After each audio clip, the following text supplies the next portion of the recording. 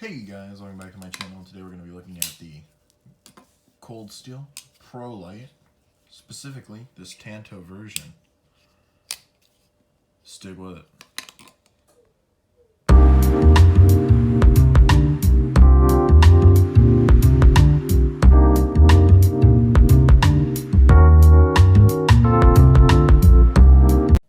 Alright guys, starting off with this cold steel Prolite Tanto. The blade length is 3.5 inches. The blade thickness on this guy is coming in at 0.12 inches. The blade material is German 4116 stainless steel.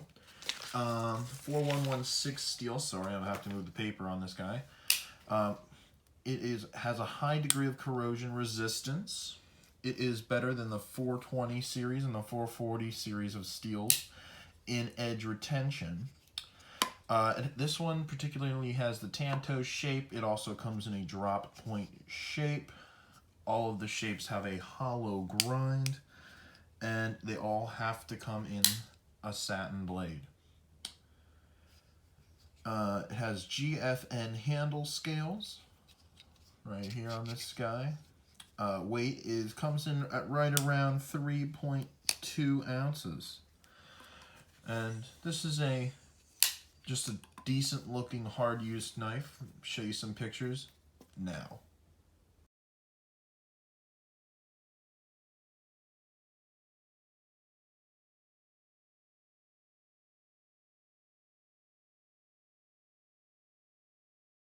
This guy is a thumb stud opener, as you can see here, and thumb stud of course can be switched from either side. Has the triad lock system, the cold steel triad lock. It's similar to a back lock in design, but it is much tougher. This thing is not going anywhere and has no blade play whatsoever. It is made in Taiwan.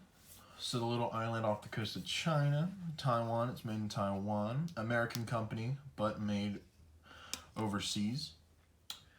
Has very little texturing on the handle, but just enough that I feel comfortable with this in my hand. I don't feel like it's going to go anywhere.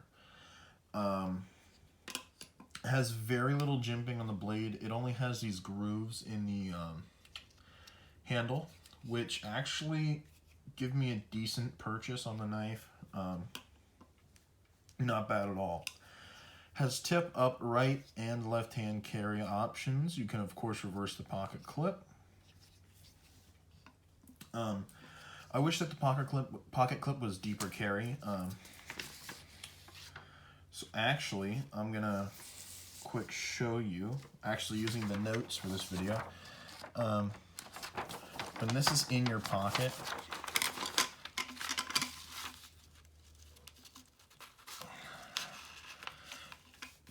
that's how much of the blade sticks out right there. It's a substantial amount of blade. I guess it could always be less deep, but I don't think that that's necessarily the best. I think they could have done a little bit better, made it a little deeper. It does have a lanyard hole, as you can see right there. I don't use lanyards, so that doesn't really matter to me, but if you are someone who enjoys a good lanyard every once in a while, good on you. Has great ergos. The only problem I see is, depending on how you grab it, very comfortable in reverse grip. And it's pretty comfortable in regular grip, but the pocket clip can create a little bit of a hot spot, but you should be fine. Comes in around the $25 to $30 mark, which makes it a great entry cold steel for anyone looking to get into cold steel knives at all. And you know what I forgot to do at the beginning of this video? I forgot to do a size comparison on this guy. So here you go, and just to recoup the length, the blade length is 3.5 inches. Let's do some size comparisons now. Here we got the CRKT P-Lar XL, so the P-Large or the P-Lar XL. Almost guillotined my finger there. Next up we got a very tactical knife coming in here. It's the Opinel number 8. See the size on those guys. Next up, we'll do the recently discontinued Kershaw Barge. Right there.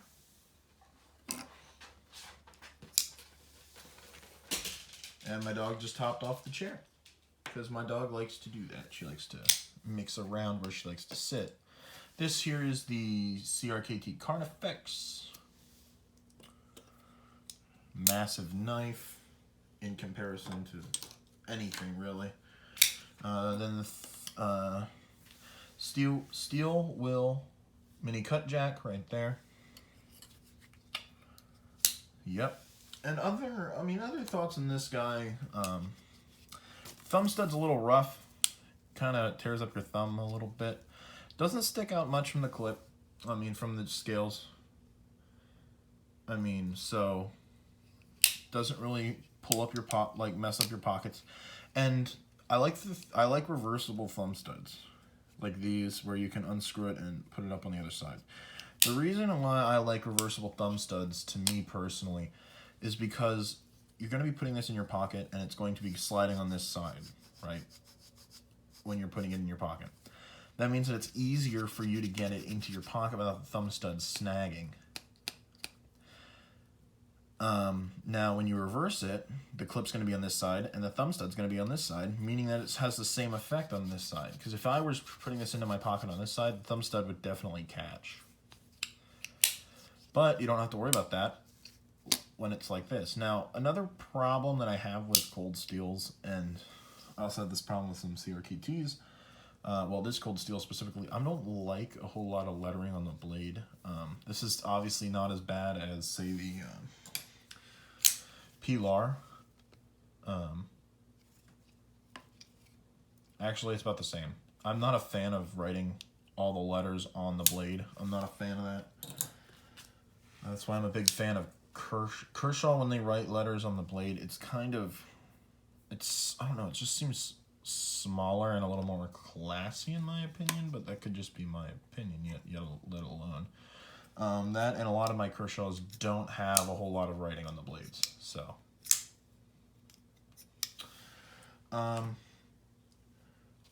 And like the steel wheel has writing on it, but to me, it's only, oh, I almost just dropped the knife and guillotined my finger there. But to me, I just think it works better on this one than it does on this cold steel, but that's just my opinion after all. If you're looking into getting into some cold steels, I highly recommend this one, either the Tanto or the Drop Point, and it also comes in black or blue currently. So if you want to get a little bit splash of color, you can get the blue scales, and the blue scales I believe are like a neutral blue. Yeah, actually, they're pretty blue. I'll give them that. But I got the black because I'm a fan of black satin knives or blue knives with black wash. So, all right, guys, that's all for this one, and I will see you in the next one.